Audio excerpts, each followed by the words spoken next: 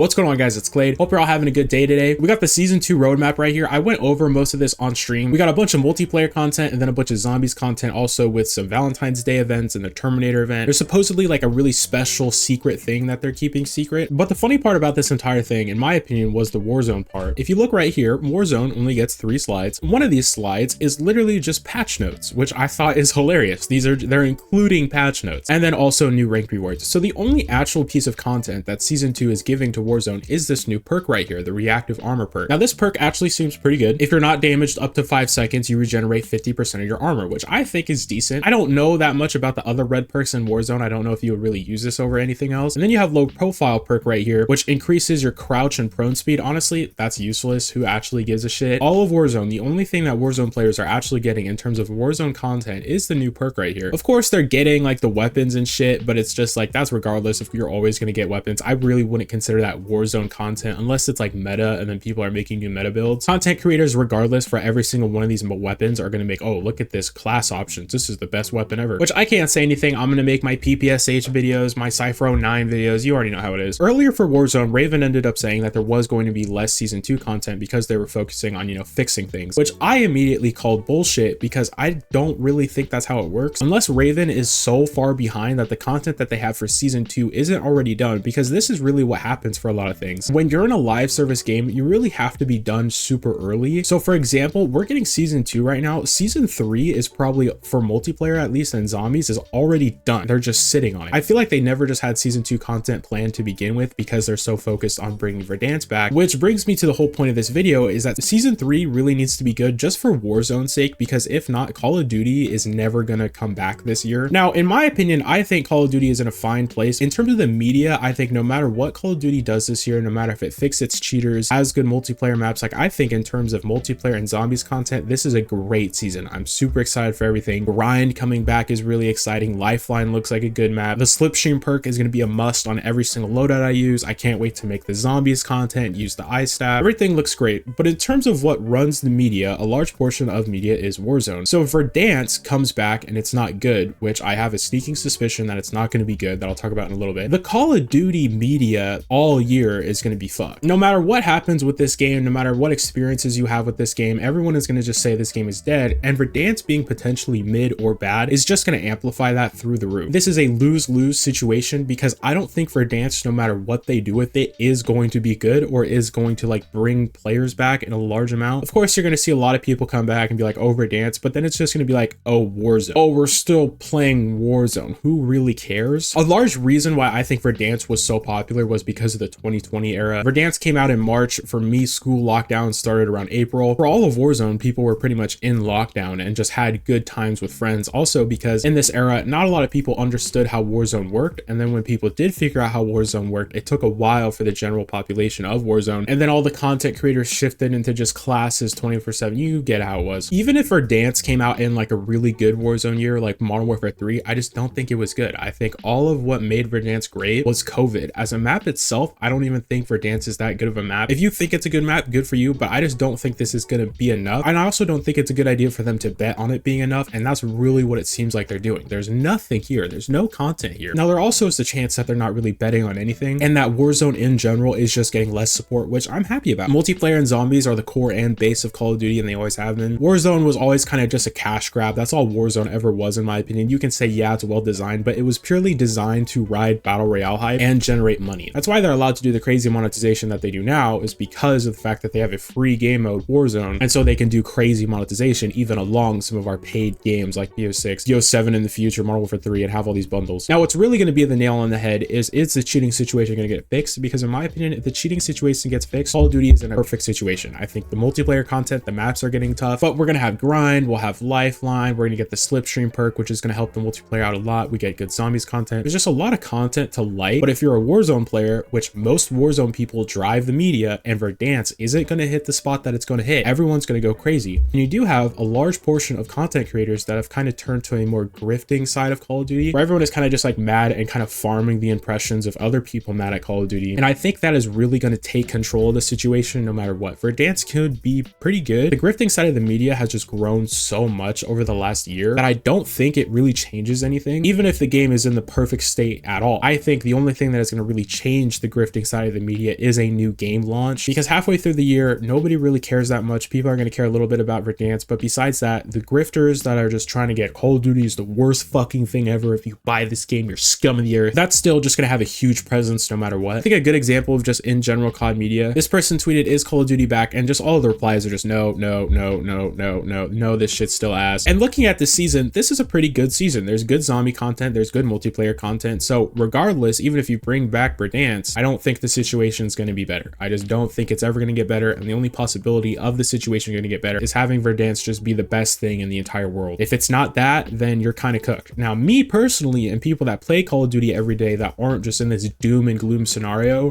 that understand that skill-based matchmaking isn't going to go away. There's no reason to get mad about it every single day. It's just not happening. If you're like that, you enjoy the content, you know, you guys are fine. I'm fine. I'm loving the content. I don't think this game's bad or dead in any single way. I'm having a great time, but I'm more talking about the general media of Call of Duty, what everyone else is going to think. And if Verdansk doesn't hit, everyone's going to lose their mind. I will probably think that Verdansk is fine and they're just doing as much as they could have possibly done bringing back the map, because I don't think the map is that good to begin with. But who knows? I just wanted to talk about that, talk about the community, because that's kind of been like the only thing really going on. I've been seeing lots of things about the community with skill-based matchmaking data coming out. Everyone's talking. I see grifters just complaining and hating no matter what happens with Call of Duty, even when nothing's going on. They're still finding new ways to poke and prod, which is fine. I mean, Activision totally deserves it. They're a piece of shit scum company. But I just feel like this is one of those years where no matter what happens with Call of Duty, even if it's in a really good state, that because of the launch situation with cheaters and ranked play, that they kind of have control over the media. I mean, who knows? Maybe I'm wrong. We'll just be chill, go through the year, go through the moments. Me personally, I'm excited to play it. I'm super excited to play the new map. Definitely going to be day one what I'm going to be doing using the ice staff. Hopefully we can figure out how to get the ice staff pretty quick so I can do that in the first video. Sorry, I got hiccups, man. Also, I'm not too excited to see Death Perception come back. I don't see the reason for it to come back. But yeah, that's kind of all I've been doing. I don't really know what I'm going to do until season launch. It's about in 5 days. I was having a conversation with my girlfriend. We were going through a bunch of videos, and I think we really like talked it out and pinpointed like a correct way to talk about videos, to conversate tone and just differences. And so yeah, I hope that helps the content in the future. I've also, you know, I've been making some changes for streaming. I've been making some changes for TikTok, changes with me, changes in the future, new content coming. Super excited for that. We're going to do our normal videos, and I hope you guys have a great day. See you in the next one.